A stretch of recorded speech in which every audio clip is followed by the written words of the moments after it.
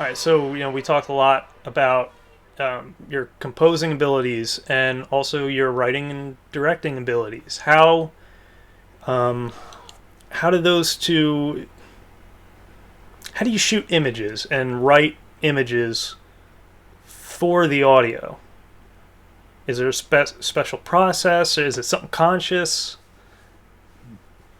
Okay, well, I think when I go to approach writing the script, I it's broken down into three acts, and then the acts are broken down into sequences and scenes and beats and everything. And I get down. I'm pretty what's the word? I focus a lot. Like I break it down to I write down every minute now of Oh what I'm wow, gonna do, and like I beyond know, scenes, just minutes. yeah. Wow. And now and if I have them into a rhythm of like 4 minutes, 4 minutes, 4 minutes, 4 minutes, and I kind of have it, like how do I want the feeling to be? Okay.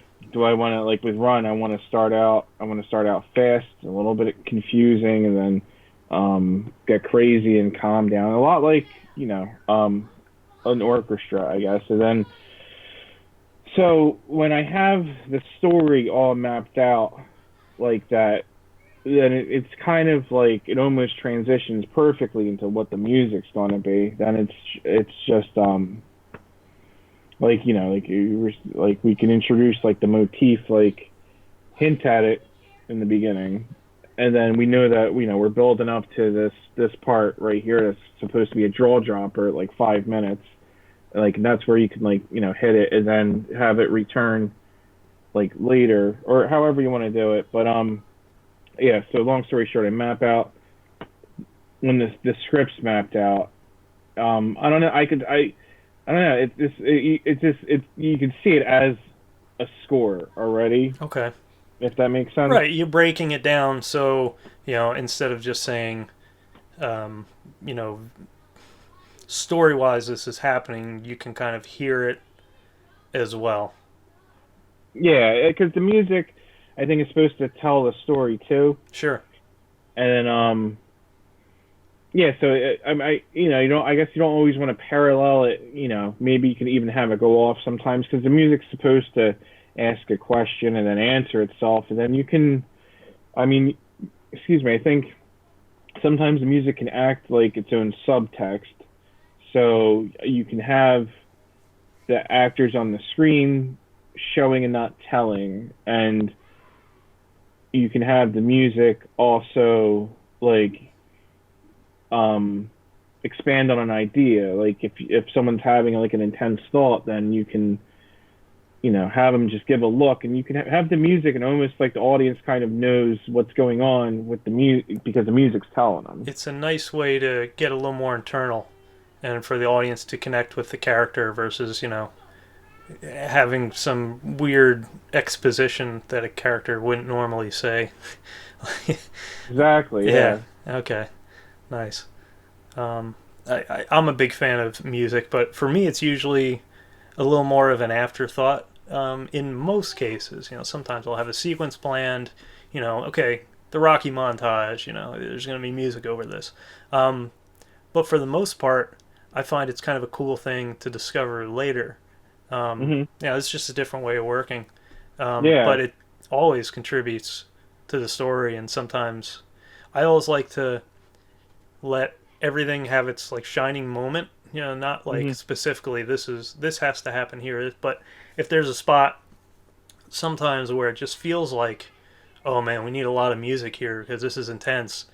Sometimes if you drop that out entirely, or you play it like over quiet, Hmm. it can almost have a more unnerving effect. Do you ever I'm kind of mix different things along those lines or find happy accidents?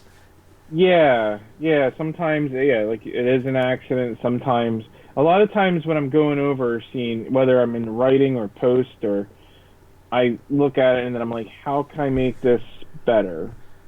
And then when it comes to that point, it's almost like like let me do opposite of what I'm doing. Was there anything over here that I should Right. have did? So you just to try everything sometimes. Are you familiar with Brian Eno has a website, and it's pretty much like cards, and one of them is try the opposite. It's No, it's yeah. just like, when you're creative and you're stuck, and I'm sliding down, so I'm kind of stuck being short right now. Um, it's for creatives. Like when you're stuck, it's like a card, and try the opposite is one that I've pulled, and I've tried it, and if it doesn't work, it's a really cool way to get your mind thinking in a different direction. That is a yeah. No, that's a good one. One of the ones I like too. I learned in school was when you're writing for a character and you have like a writer's block is to make them do something human, like Hmm. they have to eat, they have to go to the bathroom. So I think it's funny what if you watch something I've written, sometimes a character goes off and does this thing, and it's probably an indication that I had some sort of writer's block, and that's where But that's you leave it somehow in, and it works for the story. That's pretty cool. yeah. I like that. I like that. Okay. Um. So you're writing with that in mind, and when it comes to directing, um, I know a lot of times, sometimes if I want like a moment, and I know I'm gonna portray it as a moment, Hmm. like of silence or a look. Sometimes it'll be a little difficult for me to communicate that with the actor Hmm. beforehand. Yeah. Um, Now with music, that's a whole nother element to that. Like, how do you direct with these musical cues in mind? Well, there's one thought that comes to my mind. We were filming a scene, and it was like a close up shot of Amanda, and she's a great actress, and she's very intuitive. Like you tell her what to do, and she does it. But there was something where I think at first I couldn't initially communicate how I wanted it done, and I'm sitting there and I'm watching it in my head. Like I have seen the movie now in my head like a million times, Hmm. and I know this part, and I'm trying to reverse engineer it and walk her through it. And I remember I just needed her to look like she was trying to recall a memory but couldn't. And when we were filming, like I remember like telling her like just look like you're totally, I don't know, like I forget how I put it, but like searching around your head for something. And then I kept directing her like that as to like she's looking for something. And then I mean I ended up having her doing something completely else, like looking for her keys or something like that. But it ended up like it looked like she was trying to recall that. And then I knew in my head this was a moment where it's a few seconds of a long close up and the music and everything. So like yeah, sometimes you got to tell them to do something like that looks like what you want, and that'll be, come across as what you want, but you can tell them to do something, that they might get better. That's interesting. Like a physical action, get your keys in place of, you know, look like this, or I like that. That's a neat little tip. I might have to use that. That's pretty cool. I know. Yeah. Whenever something doesn't quite work, I will usually direct an actor to. I'll kind of set the stage for them. Like in the instance of if they had to remember something, I might just say, "All right, we're gonna play this, but what was the first thing I said to you when we first met?" And I'll run the camera, and like they're not completely in character, but they're trying to figure it out. And Yeah, sometimes yeah, sometimes you can get gold like that. yeah, It's a yeah, very obscure thing that as a director you're asking a human being to portray. yeah.